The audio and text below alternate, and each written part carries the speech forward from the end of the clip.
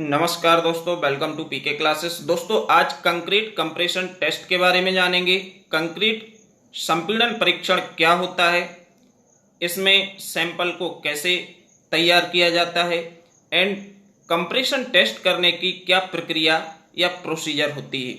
आज के वीडियो में कंक्रीट कंप्रेशन टेस्ट से संबंधित समस्त जानकारी हम बहुत ही आसान तरीके से जानेंगे कि किस प्रकार से कंक्रीट का उपयोग करने से पहले कंप्रेशन टेस्ट को कंडक्ट किया जाता है। तो दोस्तों, जो भी छात्र पीके क्लासेस में फर्स्ट टाइम है, जो अभी भी पीके क्लासेस से नहीं जुड़े हैं, वह चैनल को जरूर सब्सक्राइब करें एंड वीडियो को लाइक करें। साथ ही दोस्तों, वीडियो में अंत तक बने रहें। तो कंप्रेसिव, सबसे पहले बात आती है कंप्रेशन टेस्ट की आवश्यकता क्यों है। तो दोस्तों, कंप्रेसिव टेस्ट जो है, हम कंप्रेशन टेस्ट कंडक्ट करते हैं किसी भी कंक्रीट की कंप्रेसिव स्ट्रेंथ को निकालने के लिए। कंप्रेसिव स्ट्रेंथ का मतलब होता है कि जब हमारे कंक्रीट स्ट्रक्चर पे जो कंप्रेशन लोड आता है, इस लोड को सहने की कितनी क्षमता है, कितने लोड पे हमारा ये कोई भी बीम है वो फेल हो सकती है, कितना अधिकतम लोड है जो कि झेल सकती है या रजिस्ट कर सकती है। तो means compressive strength is the ability of concrete to resist load under compression without crack और फेल्यूर। कोई भी मटेरियल्स जब लोड को, कंप्रेशन लोड को रजिस्ट करेगा बिना फेल या बिना टूटे हुए, तो इसको हम क्या बोलते हैं, कंप्रेसिव स्ट्रेंथ बोलते हैं। मतलब वो स्पेसिमेन हमारा मजबूत होगा, तब तो अधिक से अधिक लोड को झेल पा रहा है ना। तो हम कंप्रेसिव स्ट्रेंथ निकालने के लिए किसको, कंप्रेशन टेस्ट को कंडक्ट करते हैं। It is conducted on universal testing machine.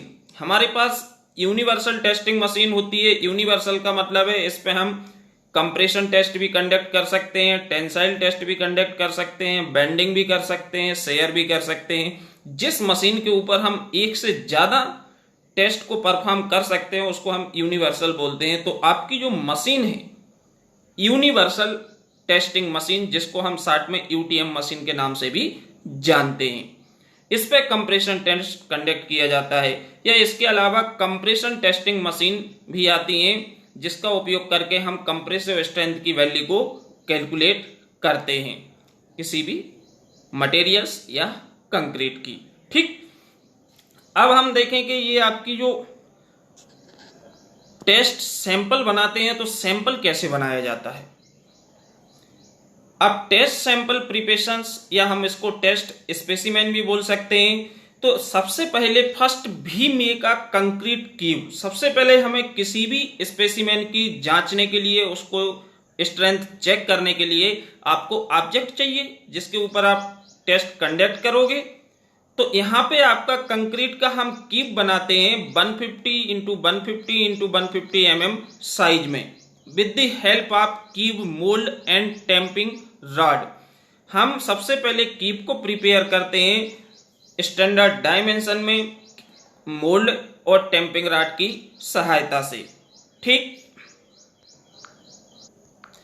अब सैंपल तैयार करने के लिए क्या क्या करना पड़ेगा।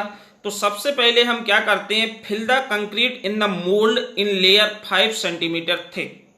हमारा जो मोल्ड है 150 mm का, इसको हम क्या करते हैं 5 सेंटीमीटर मीन्स 50 mm की लेयर्स के रूप में हम इसमें क्या करते हैं, कंक्रीट को फिल करते हैं। जैसे कि आपने फर्स्ट 5 सेंटीमीटर हाइट तक कंक्रीट को इसके अंदर भरा, मोल्ड के अंदर।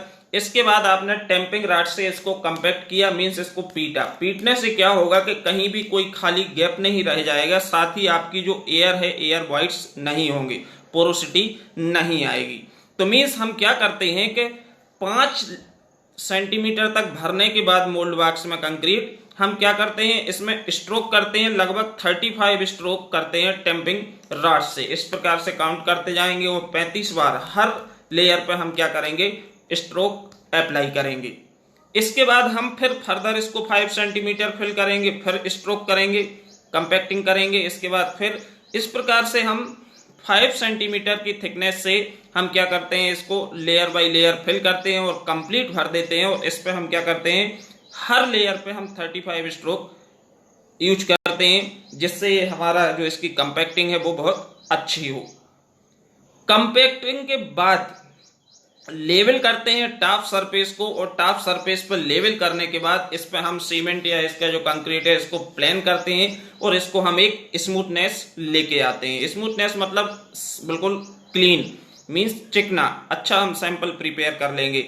इसके बाद हम 24 आवर्स तक इसको मोल्ड के अंदर ही रखेंगे, और जैसे हमारे 24 आवर्स कंप्लीट होंगे इसके बाद हम इसको मोल्ड बॉक्स से बाहर रिमूव कर देते हैं। मींस मोल्ड को ओपन करके जो हमारा टेस्ट स्पेसिमेन है इसको बाहर निकाल लिया जाता है।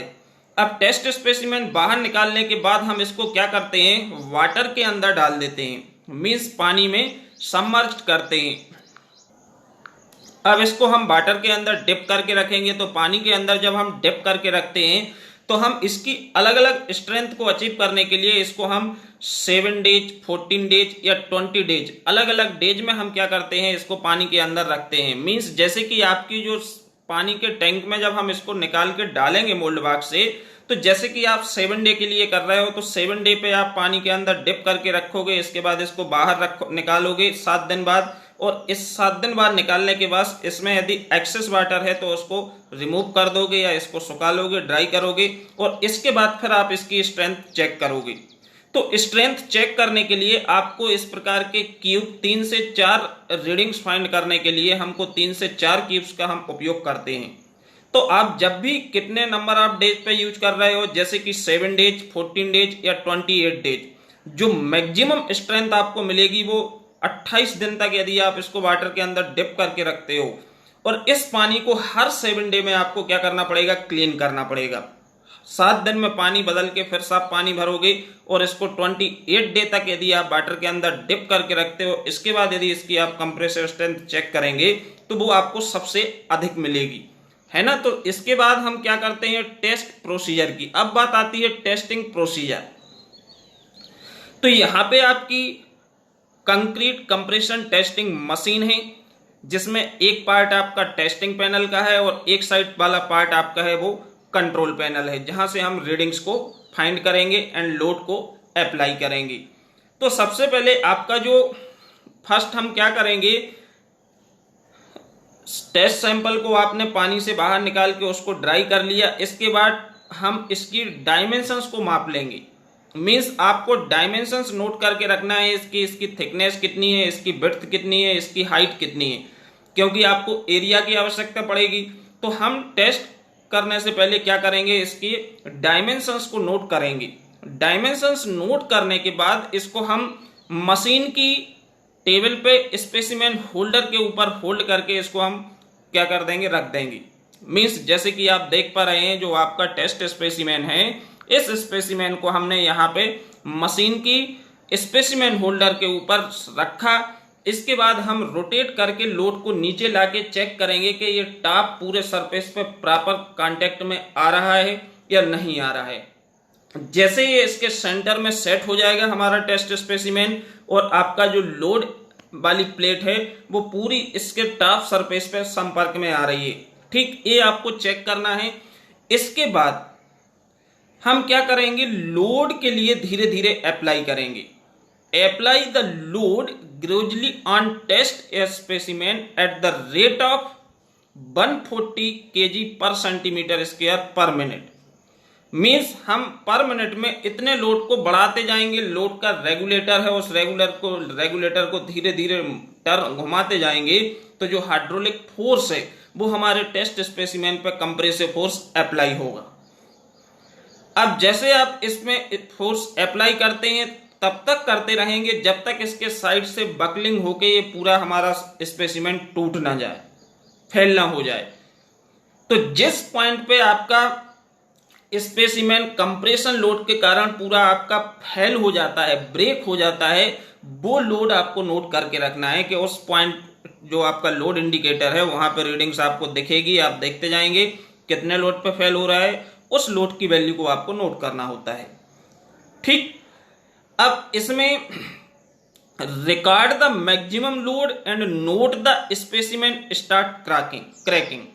मींस किस लोड पे स्पेसिमेन में छिलके टाइप के जो साइड से निकलेंगे, बकलिंग होगी, मींस क्रैकिंग स्टार्ट आई हुई है, और किस लोड पे कंप्लीटली ये फेल हो गया। ये दोनों रीडिंग्स आपको लोड की क्या करना है, नोट करके रखना है। और इसके बाद जैसे आप नोट कर लेते हो तो इस प्रकार से आप minimum 3 sample should be tested each selected day.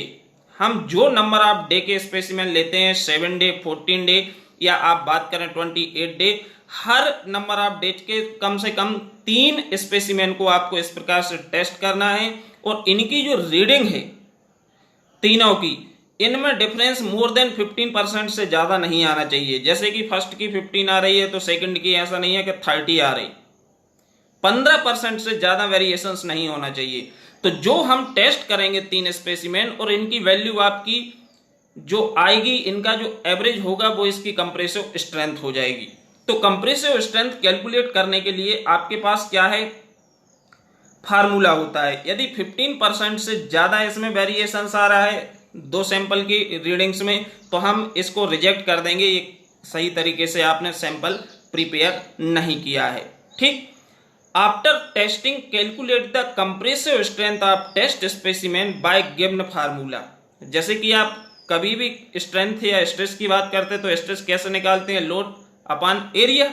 तो यहां भी वही फार्मूला आपका लगेगा स्ट्रेस या स्ट्रेंथ के लिए, maximum load carried by specimen upon top surface area of specimen.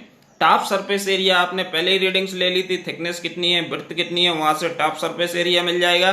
और जो लोड आपने नोट किया है, कितने लोड पे ये फेल हो रहा है, उस लोड को आप ले लोगे। इस प्रकार से आप कंप्रेसिव स्ट्रेंथ की रीडिंग्स को फाइंड करोगे। Minimum strength to be get at different days. 7 day में यदि हम डुबा के रखते हैं पानी के अंदर तो 65% आती है, 14 डे के लिए रखेंगे तो 90% तक हम स्ट्रेंथ को अचीव करेंगे। और यदि हम 28 डे तक यदि हम लेते हैं पानी के अंदर इसको सैंपल को, इसके बाद टेस्ट करते हैं तो 99% तक स्ट्रेंथ है जो कि हम प्राप्त करते हैं। तो a good concrete should not show less than the minimum compressive strength. जो हमारी कोड के अनुसार, इंडियन स्टैंडर्ड कोड होते हैं उसके अनुसार जो वैल्यू है उससे कम वैल्यू हमारी नहीं आना चाहिए कंप्रेसिव स्ट्रेंथ की।